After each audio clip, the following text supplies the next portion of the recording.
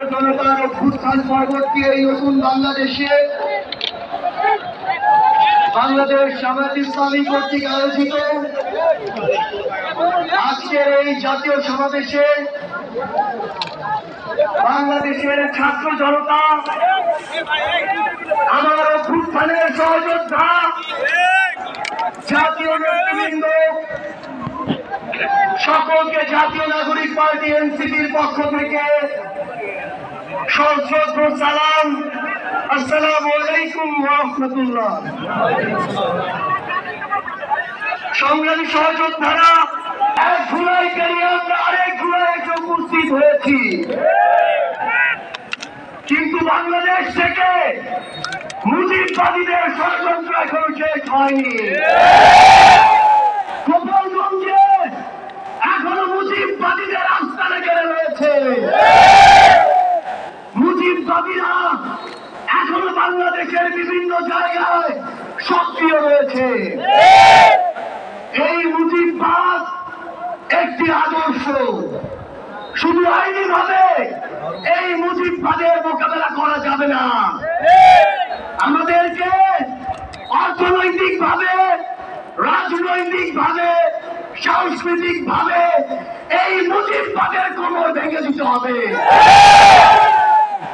আমাদের মধ্যে রাজনৈতিক মত পার্থক্য থাকতে পারে, কিন্তু এই মুজিববাদের প্রশ্নে, এই স্বৈরাচারের প্রশ্নে অভ্যুত্থানের সকল শক্তিকে ঐক্যবদ্ধ থাকতে হবে।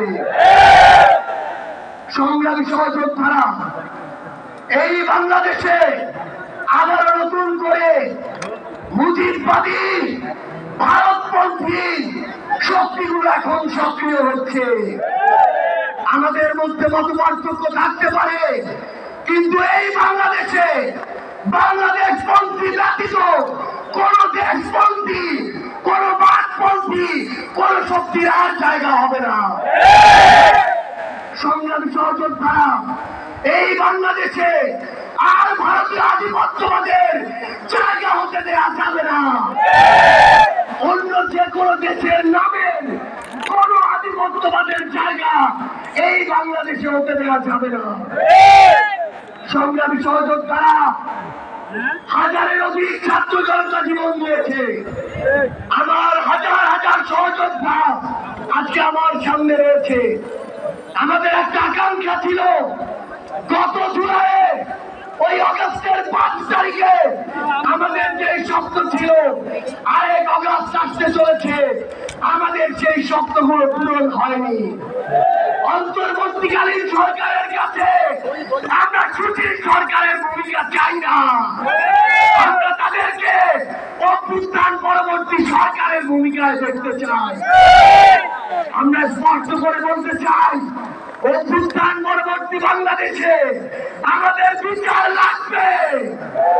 এই বাংলাদেশে খুনি হাসিনার বিচার হতেই হবে।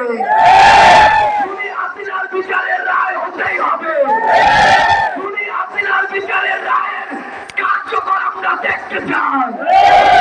আমরা স্পষ্ট করে বলতে চাই, এই বাংলাদেশে বিচার বিভাগকে কোন দলের বিচার বিভাগ হিসেবে আমরা দেখতে চাই না। আইন শৃঙ্খলা রক্ষাকারী বাহিনীকে ক্ষমতার তোষামোদ করা বাহিনী হিসাবে আমরা দেখতে চাই না।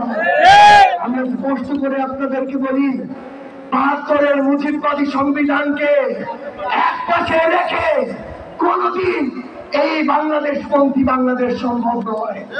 আমাদের নতুন সংবিধান লাগবে, আমাদের গণপরিষদ নির্বাচন লাগবে, আমাদের নারীদের অধিকার আমাদের নিশ্চিত করতে হবে, আমাদের সংখ্যালঘু ভাই বোনদের অধিকার আমাদের নিশ্চিত করতে হবে। আমরা 1947 সালের উপনিবেশ বিরোধী যে আকাঙ্ক্ষা, ৭১-এর স্বাধীনতার যে আকাঙ্ক্ষা, ২৪-এর মুক্তির যে আকাঙ্ক্ষা, সেই আকাঙ্ক্ষাকে ধারণ করে ঐক্যবদ্ধভাবে আমাদের আগামীর বাংলাদেশ গড়তে হবে। আমরা স্পষ্ট করে সর্বশেষ একটি কথা বলে যাই, ফ্যাসিস্ট বিরোধী ২৪-এর শক্তি আমাদের ঐক্যবদ্ধ থাকতে হবে।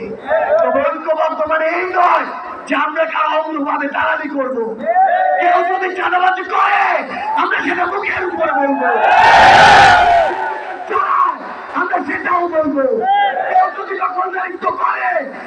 সেটাও বলবো। তবে আওয়ামী লীগের প্রশ্নে আমরা ঐক্যবদ্ধভাবে আমাদের লড়াই চালিয়ে যাব। সংগ্রামী সহযোগ ধারা, রাজনীতিতে প্রতিদ্বন্দ্বিতা থাকবে, প্রতিযোগিতা থাকবে, কিন্তু রাজনীতির যে সৌন্দর্য, এই সৌন্দর্য যেন আমরা ধারণ করি, তাহলে আগামীর বাংলাদেশ সামনের দিকে এগিয়ে যাবে। রাজনৈতিক প্রতিদ্বন্দ্বিতা যেন ব্যক্তি আক্রমণে কোনোদিন রূপ না নেয়। ইনশাআল্লাহ ফ্যাসিস্ট বিরোধী শক্তিশালী শক্তি ঐক্যবদ্ধভাবে আমরা আগামীর বাংলাদেশ গড়ে তুলব। আপনাদের সাথে আমাদের আবারও দেখা হবে লড়াইয়ের রাজপথে অথবা বিজয়ে। ইনকিলাব জিন্দাবাদ।